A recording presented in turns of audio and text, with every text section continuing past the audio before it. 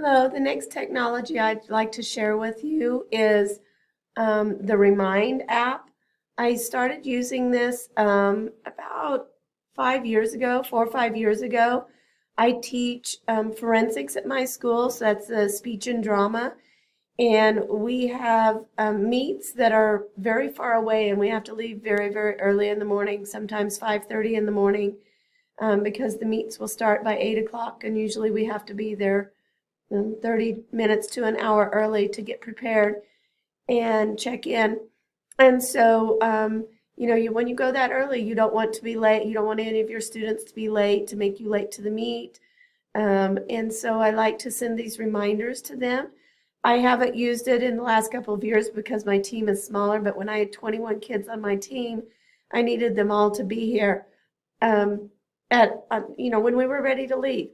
So I signed up all of my kids. I have recently found, I think because somebody else, I think Shane also talked about Remind, and I didn't know that it was computer-based as well. I don't know if that's new. When I did it, it was all through your phone. I had to have my kids, I had to send them a message, a text message, and then they had to send it back. Now I have added some groups here. If I can scroll down here and see, oh, I can't find it now. Oh, right there, forensics.